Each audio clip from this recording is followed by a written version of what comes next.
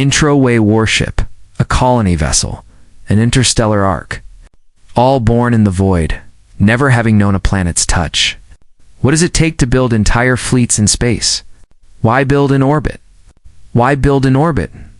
For all of human history, ships have been built on land before they ever set sail.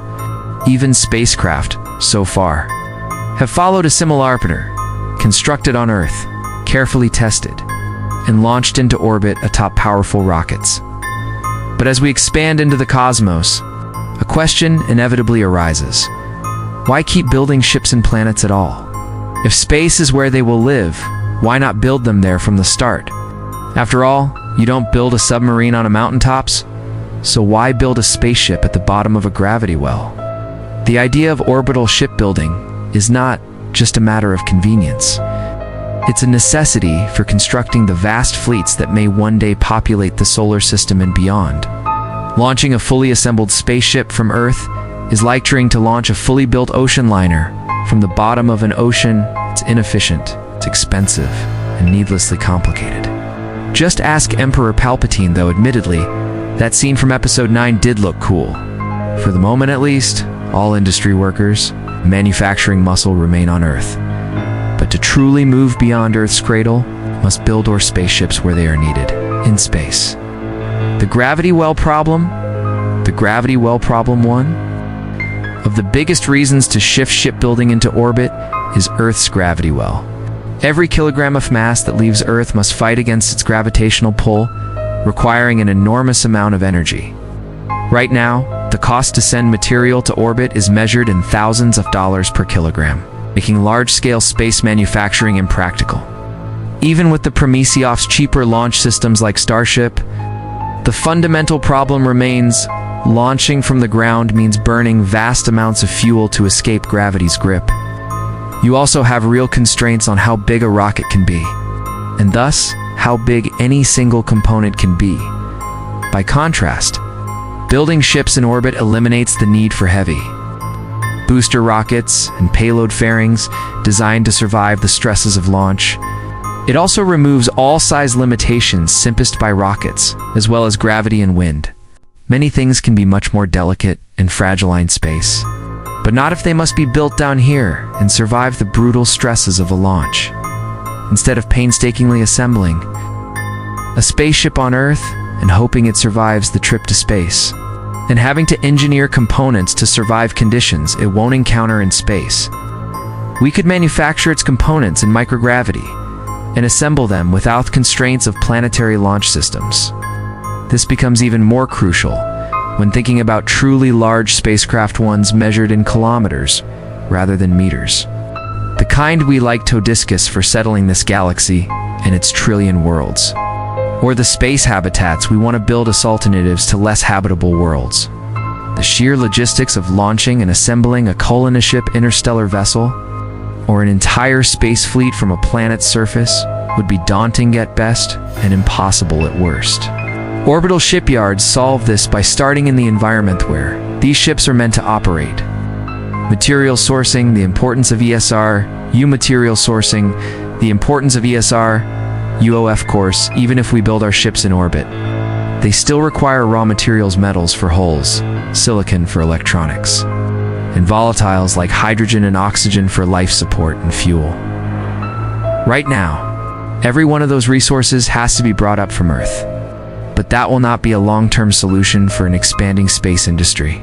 The key to making orbital shipbuilding is insider resource utilization, ISRU, harvesting materials from space. Itself, there are 3 primary near-term sources for these materials. 1. The moon, rich in aluminum, titanium, and silicon. The moon is an excellent source of structural materials for shipbuilding, and we've devoted whole episodes to figuring out how to harvest those. It also contains frozen water in its polar craters, which can be broken down into hydrogen and oxygen for fuel. The low gravity of the moon, just 1/6 that of Earth, means that launching materials from its surface is far easier and cheaper than launching from Earth to asteroids. The asteroid belt, along with near-Earth asteroids, contains vast amounts of metal-rich bodies, many of which are composed of nickel, iron, and even platinum group metals. Some asteroids are mostly solid metal, providing a nearly unlimited supply of raw material for the space industry. More importantly, asteroid mining eliminates the need to launch heavy metals from a planetary surface altogether. And we have also dedicated whole episodes to asteroid mining and settlement. Though their low gravity might also make them good shipyards, not just mines. And despite the episode name, we are not just contemplating shipyards orbiting Earth, or even other planets, but those orbiting the Sun too, like asteroids. 3. Gas giants and ice moons. Hydrogen and helium harvested from the atmospheres of Jupiter and Saturn could serve as valuable fuel sources. In a fusion economy, while moons like Europa and Enceladus contain vast reserves of water ice, which can be used for life support, radiation shielding, and fuel, or propellant by integrating ISRU into orbital shipbuilding. We can create a self-sustaining space industry warily orbital shipyards existing in near future. Projects materials are gathered, refined, and assembled into ships without ever touching Earth's surface. Early orbital. Shipyards existing in near-future projects. Humanity is still in the early days of space manufacturing. Right now, every spacecraft is built on Earth and launched atop a rocket, a process that is both costly and restrictive. However, the shift toward orbital shipbuilding has already begun, with early prototypes and infrastructure paving the way for the first true space-based shipyards. Those first steps began even with the space shuttle era and continue to improve. In this section, we'll explore the first steps toward orbital spaceship construction. From existing space stations that have tested modular assembly techniques to upcoming projects lessons, from space stations and prototype tested, will shape the future of shipbuilding in space. We'll also revisit some of the concepts we explored in Spaceship Factories, including some fictional starship factories we outlined there, examining how they fit into this broader evolution into space-based manufacturing, lessons from space stations and prototypes. One of the earliest demonstrations of orbital construction was the International Space Station, ISS, a structure assembled in orbit from multiple modules launched separately and docked together in space. While the ISS itself wasn't a shipyard, it proved that large-scale modular construction was possible outside Earth's atmosphere. The ISS also provided valuable insights into the challenges of space construction, such as the need for robotic arms and EVA extravehicular activity to manually assemble structures. The difficulty of welding and attaching components in microgravity, and the long-term effects of space radiation and micrometeoroid impacts on construction materials. These lessons have informed more recent projects, such as NASA's Artemis program, which includes the Lunar Gateway, a planned space station in orbit around the Moon that would serve as a staging point for future missions. Though not a full-fledged shipyard, the Lunar Gateway would be one of the first facilities built and assembled entirely in space, setting an important precedent for more advanced orbital infrastructure. Private companies have also begun experimenting with orbital manufacturing. And to give credit where it is due, we have Axiom Space, which plans to build a commercial space station that will eventually replace the ISS with dedicated manufacturing modules. Sierra Space's Dream Chaser, a cargo vehicle, aimed to provide logistics support for future orbital facilities. SpaceX's Starship, which could make launching heavy equipment for orbital shipyards far more economical. While none of these are shipyards yet, they represent the first steps toward a permanent industrial presence in space, and a place to test ideas and manufacturing principles for later expansion. Port. George and Linus Scrapyard revisiting fictional Shipyards. Port George and Linus Scrapyard, revisiting fictional shipyards and spaceship factories. We explored the idea of two orbital shipyards. Those were Port George, a government-funded, high-tech orbital facility that builds mid-sized spacecraft, and the Linus Scrapyard, a rugged, asteroid-based shipyard specializing in cheap, minimalist spacecraft. Both of these concepts illustrate different potential models for future orbital shipbuilding. Let's take a deeper look at how they fit into the larger framework of space infrastructure. Port George. a model for future orbital shipyards. Port George is a low-Earth orbit LEO shipyard AGAN to construct and maintain ships operating in cislunar space. As a high-tech facility, it prioritizes safety, automation, and efficiency. Using telepresence labor, where workers on Earth remotely control robotic arms and drones to assemble ships in space, this approach reduces the cost of transporting people into orbit and maintaining the facilities needed to support them on and off duty, potentially including entire space-based communities. While SOC communities could serve as a catalyst for true space development, they require significant investment to establish. In the meantime, robots, both automated and remotely operated from Earth, provide a cost-effective solution. This is a unique advantage of orbital shipyards around Earth. They can draw on existing expertise and population centers, operating close-time for real-time construction and oversight, without the need for permanent on-site workers. We also gave Port George the equivalent to a dry dock, a large, thin-walled structure under partial pressure, though still in microgravity, which would make working on the ships there much easier.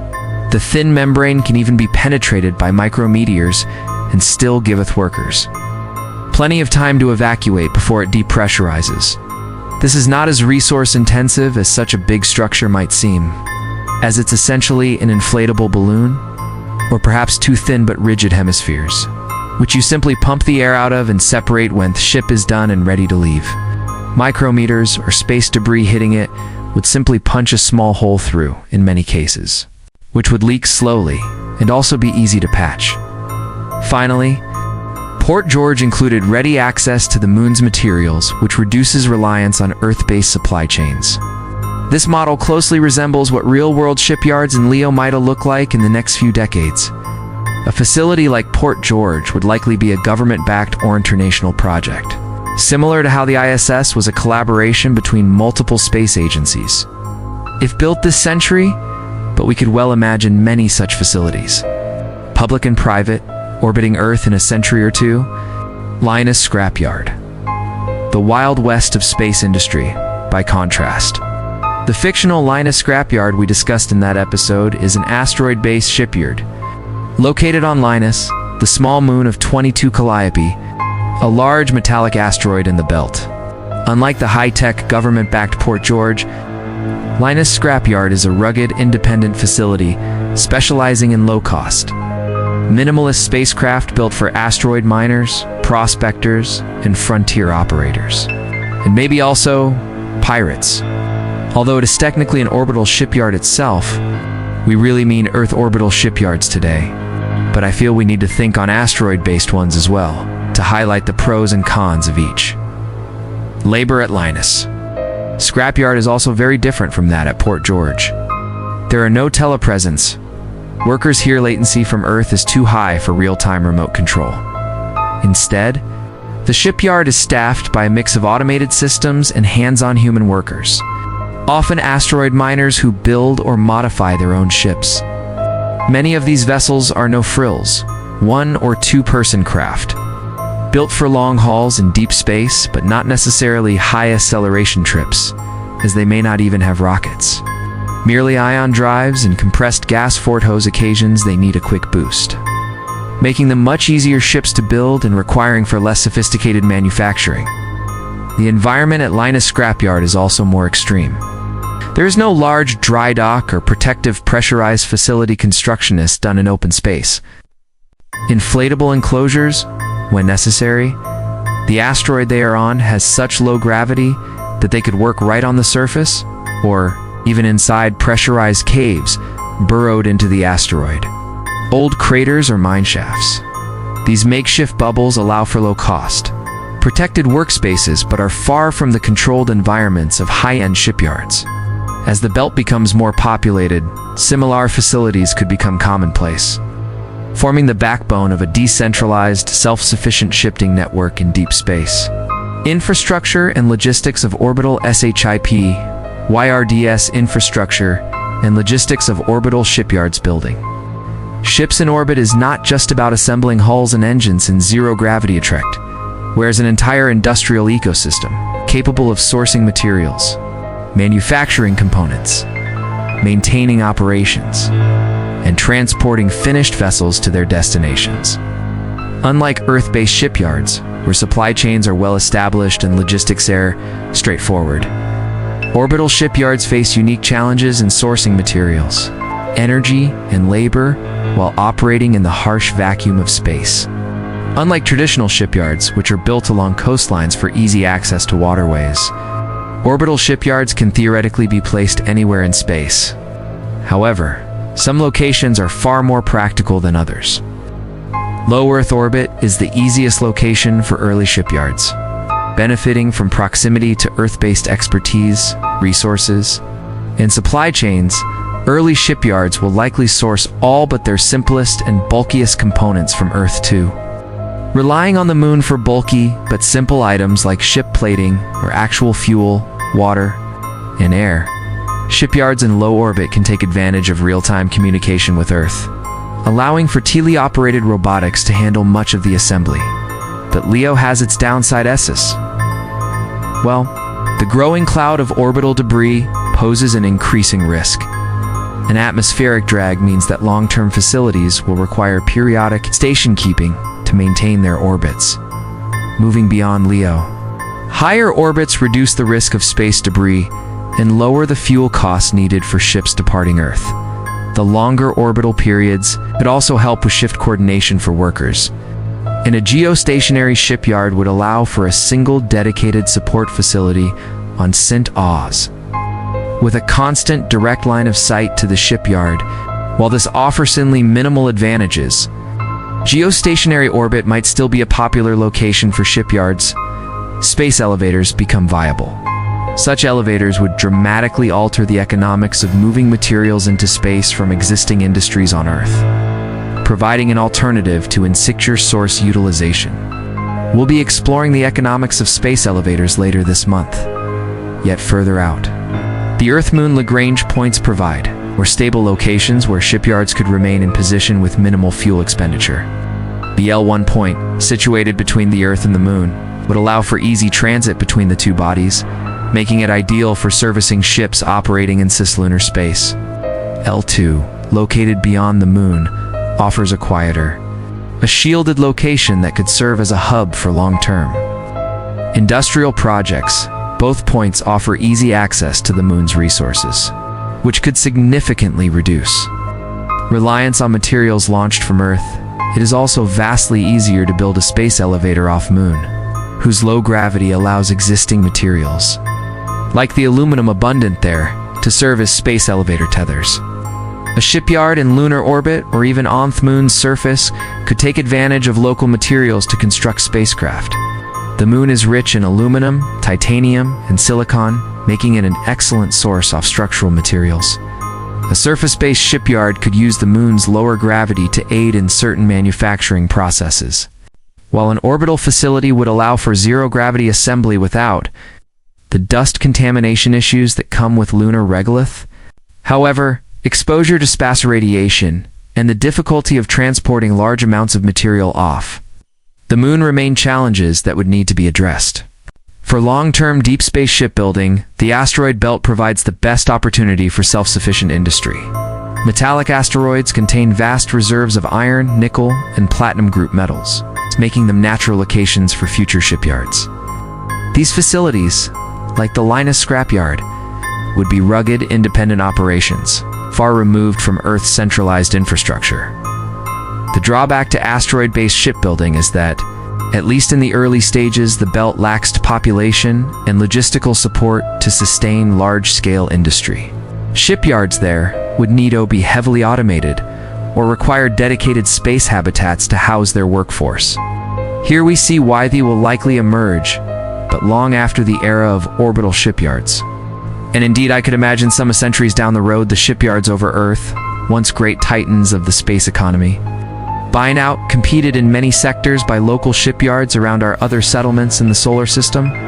With both supply of raw materials and demand for spaceships shifting to those locations, transporting raw materials to shipyards is one of the biggest logistical hurdles in the space industry. Unlike on Earth, where cargo is moved by trucks, trains, and ships, space industry must rely on entirely different methods.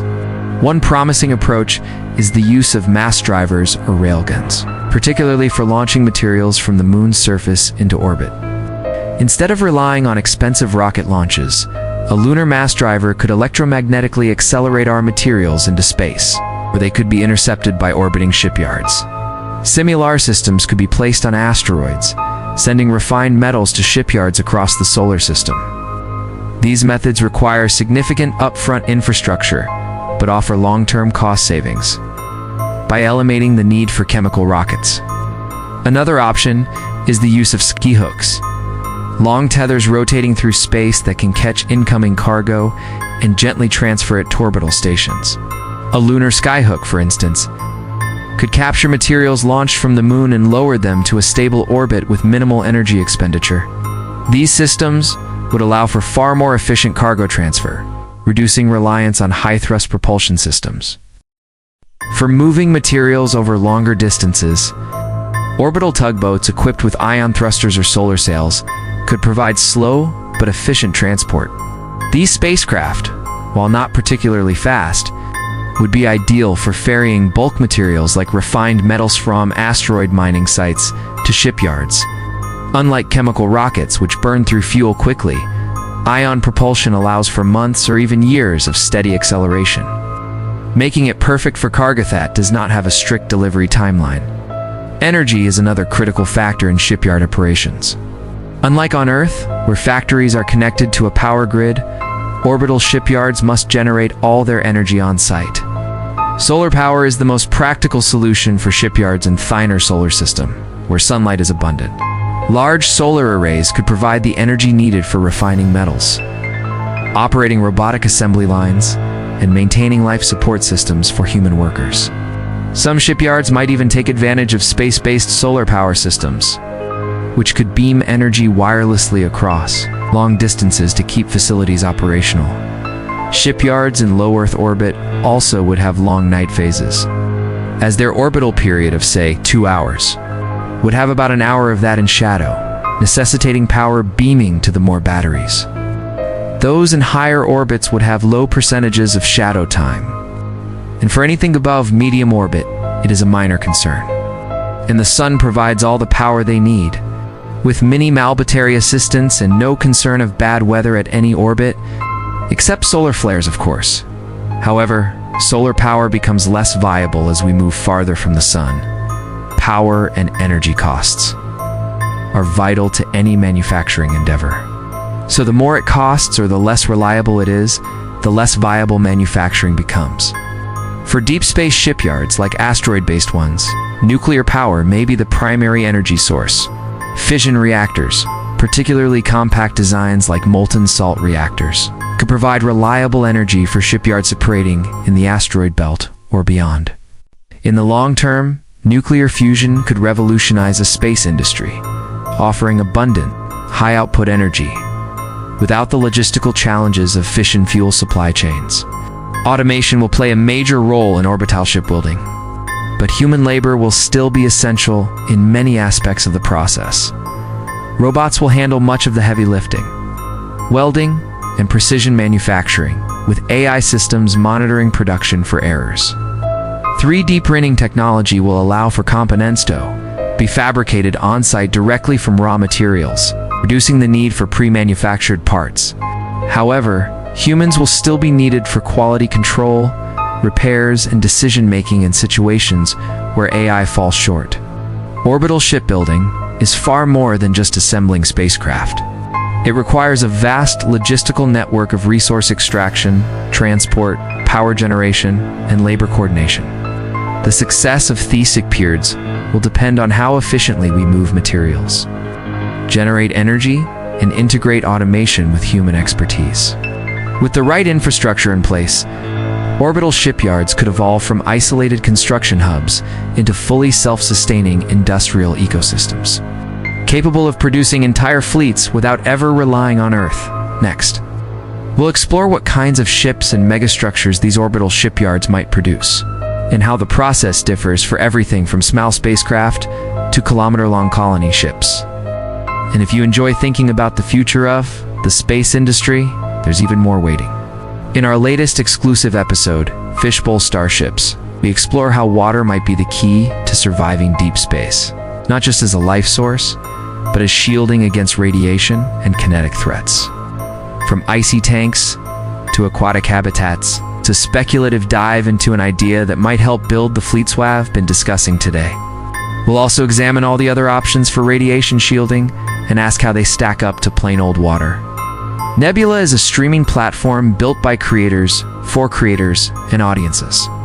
And it's where you can watch every SFIA episode, early and dad, for including tons of exclusive episodes you won't find anywhere else.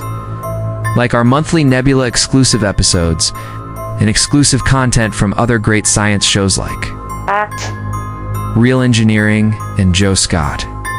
And with a Nebula annual subscription, you'll also get perks like guest passes to share with friends, or even a lifetime membership.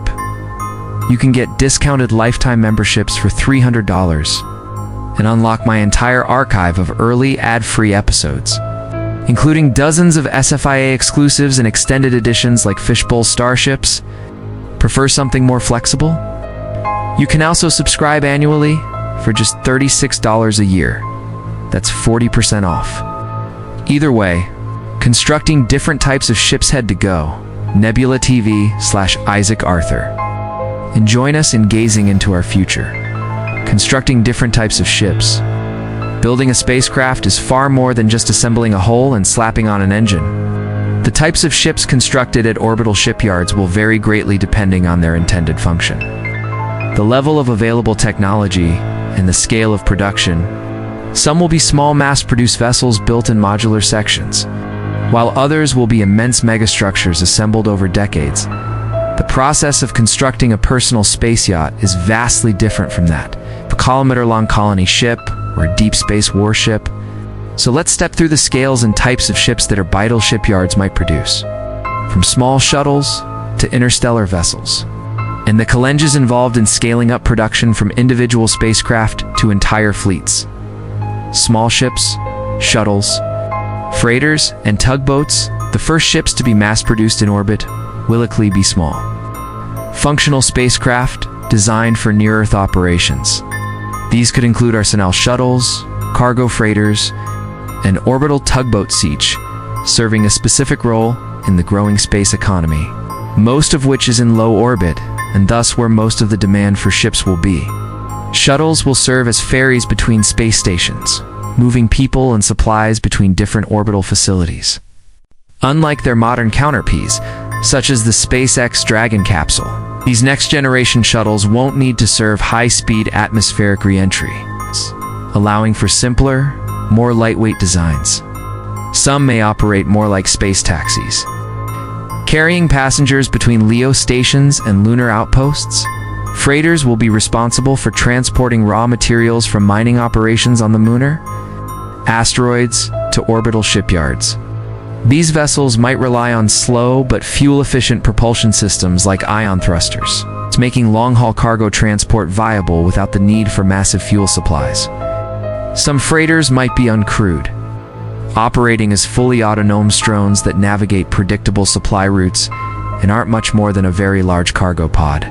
Of course, those shipping routes might eventually attract space pirates, which we've also looked at in its own episode.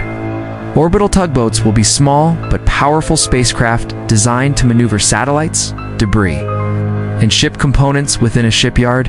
They will function much like modern tugboats in a harbor, using gentle but precise thrusto-position large structures during construction. These vehicles may also be tasked with catching and redirecting cargo launched from mass drivers on the moon or asteroids. Again, these small vessels will likely be the first to be mass-produced in orbit, as they require less infrastructure to build and will be in constant demand to support the growing space economy. Their modular designs will allow shipyards to manufacture them quickly, with interchangeable parts simplifying repairs and upgrades. Mid-sized ships, space habitats, transport vessels, and modular stations beyond shuttles and freighters. Orbital shipyards will need to construct larger vessels capable of sustaining human crews for extended missions. These mid-sized ships could include long-haul transport vessels, smaller deep space habitats, and even modular space stations. Transport ships will be designed to carry people and cargo between Earth, the Moon, Mars, and beyond. Unlike chemical rockets, which are optimized for launching from planetary surfaces, these vessels will be built for deep space travel, likely relying on nuclear or solar electric propulsion. Some might be designed as Aldrin cyclers, permanently cycling between Earth and Mars. It's reducing the need for continuous launches from planetary surfaces, or at least allowing lighter and less heavily shielded and outfitted spacecraft to launch, which can then dock inside the cycler for the trip. Space habitats will serve as long-term living environments for workers at shipyards, asteroid mining operations, and deep space research stations. These could range from simple pressurized modules to rotating structures that generate artificial gravity through centrifugal force, such as the Von Braun wheel or even Kalpana 1's space settlement design. Some might even be equipped with bioregenerative life support systems, allowing them to sustain human populations indefinitely without resupply from Earth, or at least cutting down the resupply needs. Modular space stations, much like the International Space Station, will continue to evolve, serving as hubs for ship construction, refueling, and maintenance. Unlike traditional space stations, however, these new stations will be built entirely in space, using resources from the Moon and asteroids. They may also be fully expandable, allowing new modules to be added as demand grows, or even detaching and replacing existing modules as needed. These mid-sized ships and structures suppressant transition from small SH short-range vehicles to full-scale space habitats and interplanetary transport systems, large ships, colony ships, warships, and megastructures as shipbuilding technology advances. Orbital shipyards will begin constructing truly massive vessels, ranging from interplanetary colony ships to heavily armed warships, and eventually megastructures designed for permanent habitation, which is also likely needed for interstellar colony ships due to trip duration. Being decades or centuries, colony ships will be designed to carry thousands of people to new worlds. And they won't just carry settlers, they'll carry the future of civilization. Whether that is to Mars, the moons of Jupiter, artificial habitats built in deep space, or off around new stars. Unlike current spacecraft, which are designed for relatively short missions, these ships will need to support human life for months or even years at a time, or even entire ecosystems. They may incorporate massive rotting habitats to provide artificial gravity, advanced closed-loop life support systems, and large cargo holds capable of carrying entire prefabricated settlements.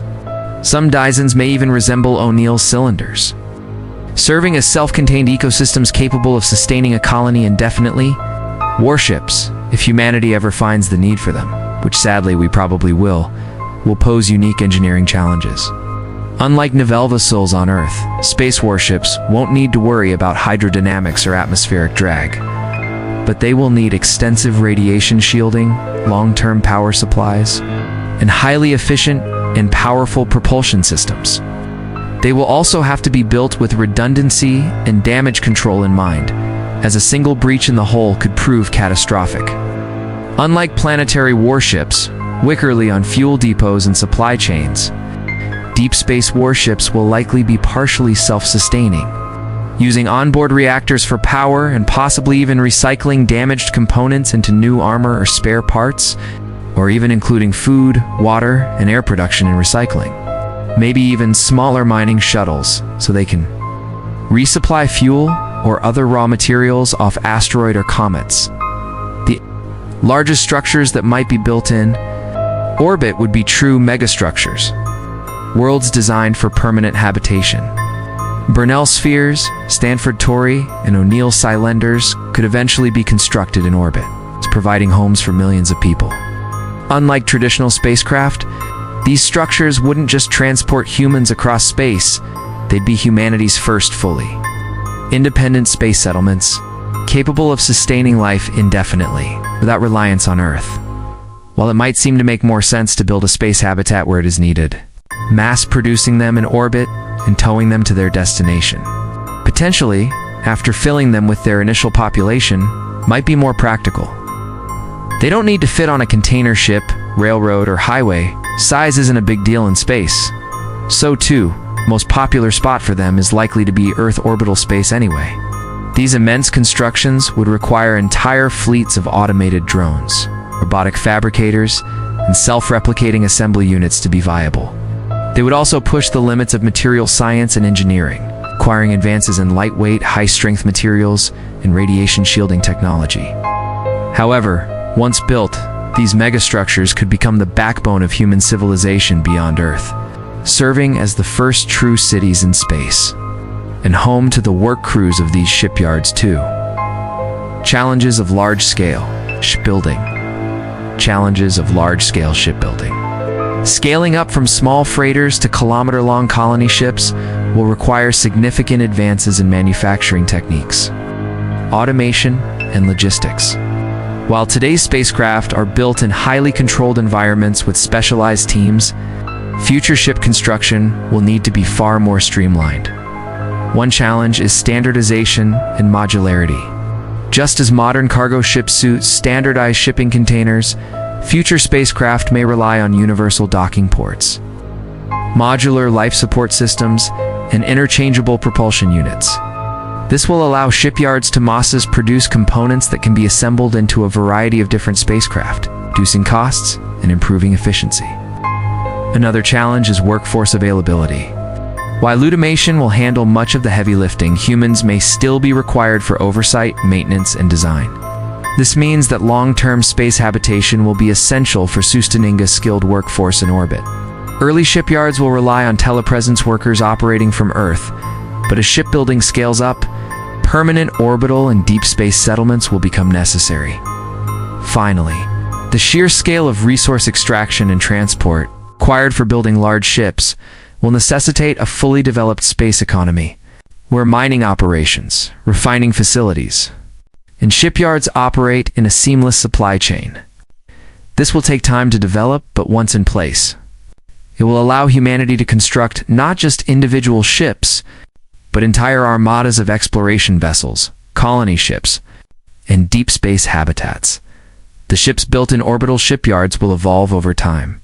From small shuttles and freighters to massive interstellar colony ships and artificial space cities, that transition from individually manufactured spacecraft to mass-produced fleets will be a turning point in human expansion into space, making space travel routine and sustainable. But shipbuilding isn't just about producing vessels, it's about maintaining and upgrading them. In the next section, we'll explore the role of orbital shipyards in repairing, refitting, and sustaining entire fleets, ensuring that humanity's presence in space is not just possible, but permanent. Maintenance, repairs, and refit. Sustaining a spacefaring fleet. Building ships in space is only the first. Maintenance, repairs, and refits. Sustaining a spacefaring fleet step, keeping them operational over years or even centuries, is an entirely different challenge.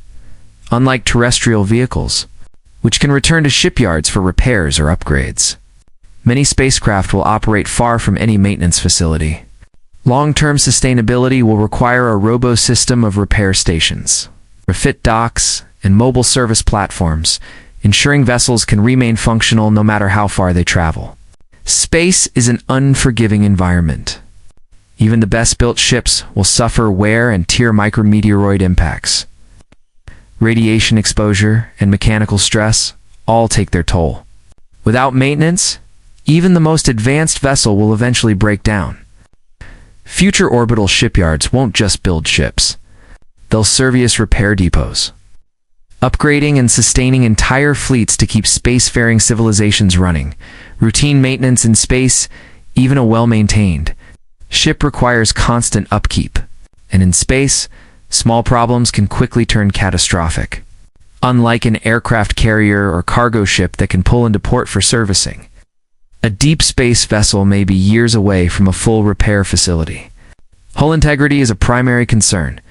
Over time, spacecraft hulls accumulate microscopic damage from radiation and debris, gradually weakening their structure. While some materials might self-repair using nanotechnology or shape memory alloys, more extensive damage will require external repairs, Propulsion systems also demand frequent servicing. Ion drives, nuclear reactors, and fusion engines generate extreme heat and mechanical stress. Components wear down, fuel lines corrode, and reactor shielding degrades over time. Unlike chemical rockets, which burn out in day the end or discarded, deep space propulsion systems must be designed for repair and refurbishment.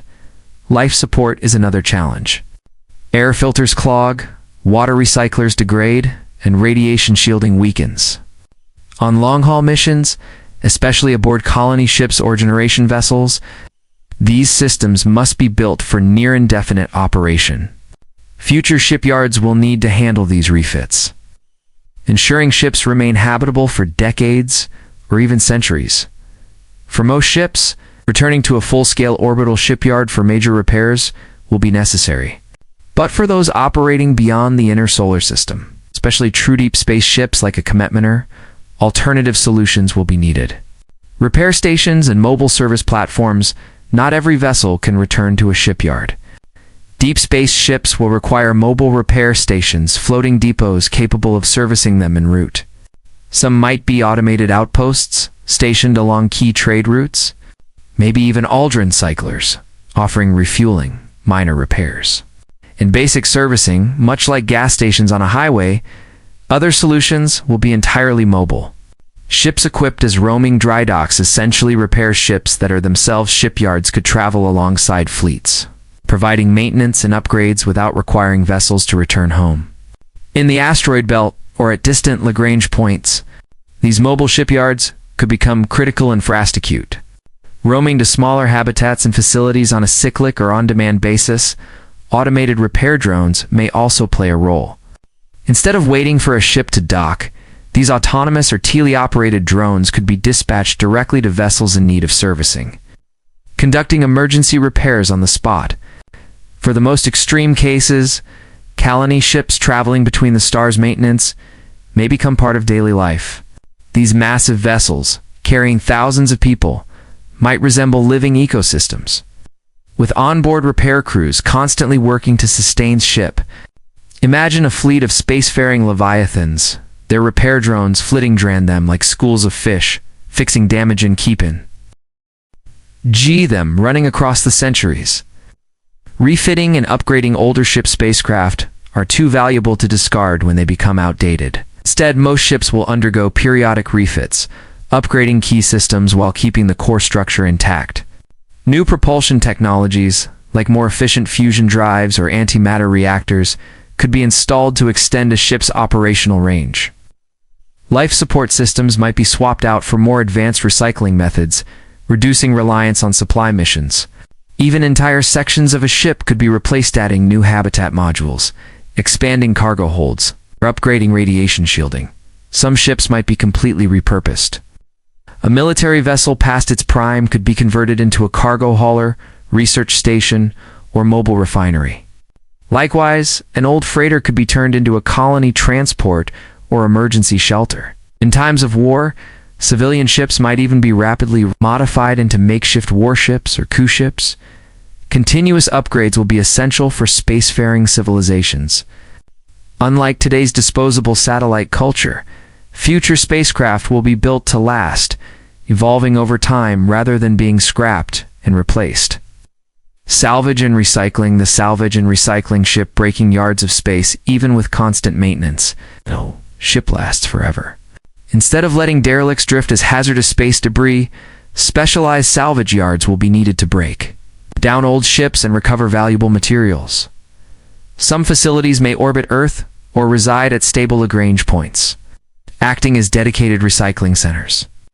Others might operate deep in the asteroid belt, repurposing old vessels and Tanu spacecraft or habitats. Automated salvage drones could strip a decommissioned warship for useful components, while heavy industrial stations melt down holes into raw materials. In some cases, retired ships won't be scrapped at all. A worn-out freighter might be towed to an asteroid mine and turned into a permanent outpost. A derelict station could be refurbished into a factory or research base. When every kilogram of material in space is precious, the goal will be to reuse and repurpose as much as possible. A well-developed salvage and recycling industry will be critical to a sustainable space civilization, ensuring that every ship, no matter how old, serves a purpose until its very last bolt is melted down for something new. The future of Orbital? Shipyards expanding beyond Earth. Future of Orbital shipyards expanding beyond Earth. The first orbital shipyards will be small, their ambitions tethered to Earth. But before long, they'll outgrow their cradleland, start forging humanity's future among the stars. As humanity expands into the solar system, these shipyards will evolve from simple construction hubs into massive industrial centers, capable of sustaining entire space economies. The question is not just how we build ships in space, but what role shipyards will play in the greater tapestry of space civilization. Will they remain tightly controlled, government-backed projects?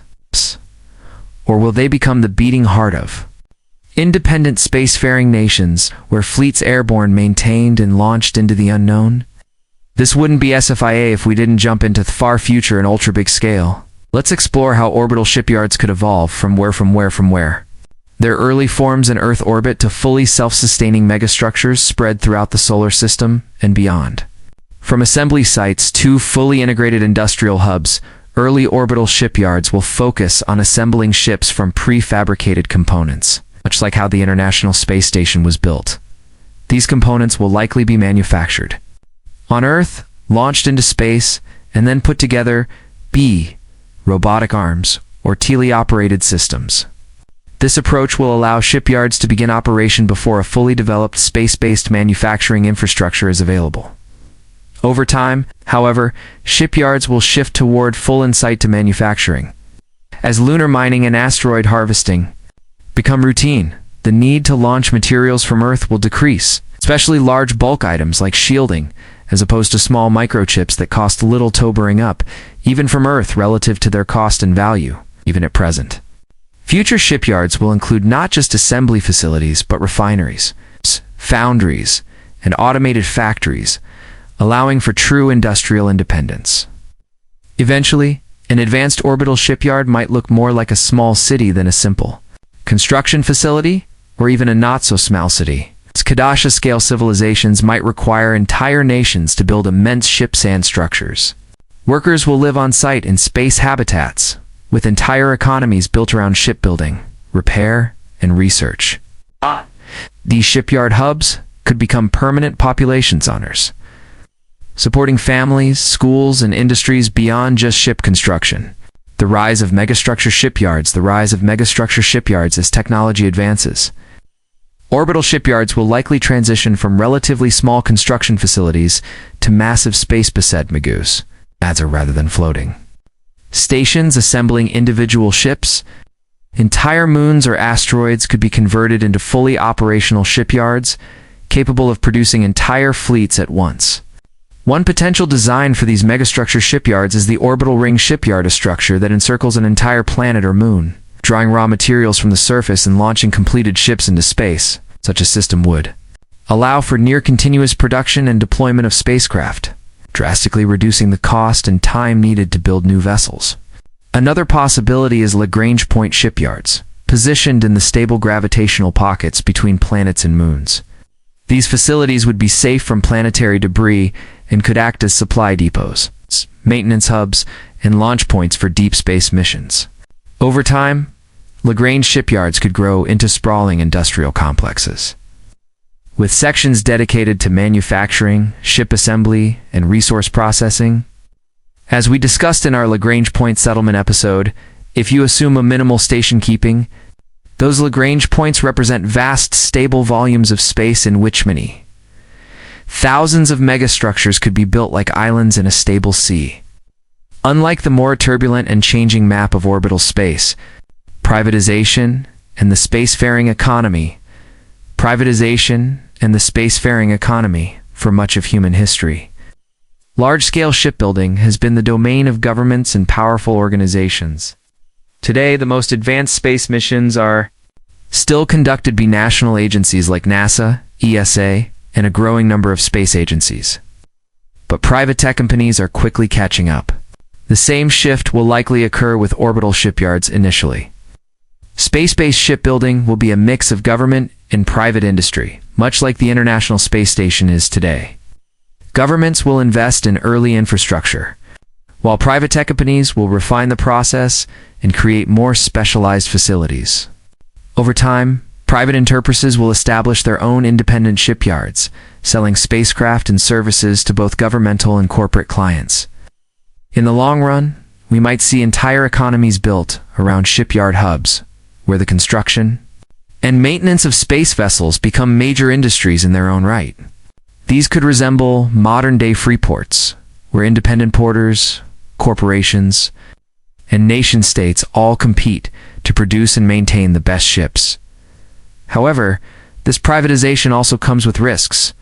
The possibility of corporate-controlled space infrastructure raises ethical and security concerns, as those who control the shipyards will hold significant power over interplanetary trade, travel, and defense. As we like to say here, Thasher energy used to move spaceships around means there is no such thing as an unarmed spaceship, nor can they afford to be unarmed, as they will likely need at least some point defense systems for dealing with micrometeors and debris. Regulations and treaties will be necessary to ensure that shipbuilding remains accessible and not monopolized by a few dominant players. Shipyards is strategic. Military and political assets. Shipyards is strategic military and political assets. Shipbuilding has always been a strategic industry, and orbital shipyards will be no different. In any future where military forces operate in space, shipyards will be among the most valuable and vulnerable targets. A nation's ability to build and maintain fleets will determine its presence in space, just as control of shipyards and naval bases determine power on Earth's oceans. The militarization of space would likely lead to fortified shipyards, protected by defensive islets, armed stations, and possibly even automated drone fleets. In a true interplanetary conflict, attacking or capturing an enemy's shipyards could determine the outcome of a war. Conversely, neutral or independent shipyards might become valuable diplomatic assets, serving as demilitarized zones where different factions can repair their ships and negotiate peace. We explored some of the options for that in our episode on orbital defense platforms. The political role of shipyards will extend beyond military concerns. Much like how coastal city and port towns became major centers of culture, commerce, and power, throughout history, shipyard hubs could evolve into the political capitals of spacefaring civilizations, hosting embassies, trade negotiations, and governing councils. If space colonization continues, we might even see the emergence of shipyard-based societies, where entire populations live and work in orbit, never setting foot on a planet's surface. These industrial space cities could develop unique cultures, economies, and governance structures distinct from planetary nations. And as mentioned, as we grow to Kadash shave scale or Dyson swarm numbers, the shipyards may even become nations themselves. The role of AI automation in post-human workforces The workforce of future orbital shipyards may look very different from today's industries. While early shipyards will still require large numbers of human engineers, technicians, and laborers, advances in AI and robotics could significantly reduce the need for human workers. Indeed, we can't rule out that you might manufacture a spaceship in the future by shooting an asteroid, with a pod of nanobots on waiting a few weeks for it to grow a ship. Though, as we explored in our nanotechnology episode earlier this year, nanobots will be incredibly useful, but tend to get exaggerated in how fast they work and the assumption they do every job better than large-scale machines. And shipyards that build interstellar arc ships might have some very large-scale machines indeed. Automated assembly lines, self-replicating drones, and AI-managed logistics systems could make large-scale ship production possible with minimal human oversight. However, rather than eliminating jobs entirely, this shift might create a new class of highly skilled space workers, focused on overseeing, maintaining, and programming these automated systems. There is also the possibility that shipyard workers of the future may not be entirely human at all. If mind-uploading cybernetics or AI consciousnesses become widespread, some shipyard facilities may be staffed entirely by digital minds, cybernetic, or robotic entities. This boast human workers could operate in hazardous environments without concerns for radiation, oxygen, or food supplies, allowing shipyards to be constructed in more extreme locations, such as high radiation, deep space zones, or the atmospheres of gas giants. This raises philosophical and ethical questions. If AI constructs all ships, who controls space travel? Could there be a future where AI-driven shipyards operate as independent entities, deciding which ships to build and who gets access to them? These are concerns that future spacefaring societies will need to address. For some fun reading, Ian M. Banks' Culture series examines the notion in detail and in an upbeat rather than depressing way. We often talk about new planets or asteroid mines as the driving force behind space settlement. But shipyards might have a better claim. Orbital shipyards will not just be factories, they will be the foundation of humanity's future in space. Starting as simple assembly facilities, they will grow into industrial megastructures, economic powerhouses, and even independent side-states. They will shape the expansion of human civilization, determining how we explore, settle, and defend the vast reaches of the cosmos. As the shipyards grow, so too will the fleets they produce, enabling humanity to push ever farther into the stars. From small orbital platforms to sprawling shipbuilding colonies, these facilities will become the beating heart of space industry, ensuring that our journey into space is not just a brief expedition, but a permanent expansion into the final frontier. To wrap up, orbital shipyards are more than just a means of assembling spacecraft. They are a turning point in human civilization. They mark the moment when we stop treating space as a destination and start treating it as home. From the first small factories in low orbit to vast shipbuilding complexes in deep space, these facilities will determine the speed and scale of our expansion into the cosmos. While early shipyards will remain closely tied to Earth, relying on terrestrial resources and expertise, the long-term trajectory is clear: self-sufficient industrial, capable of building entire fleets without ever needing a planetary supply chain. Over time, these shipyards will allow humanity to move beyond the limits of Earth's gravity and fully embrace our future as a spacefaring species. The moment we stop treating space as a placeau, visitors start treating it as homes. The moment we step beyond Earth for good. Orbital shipyards are not just about building ships. They are about building the future.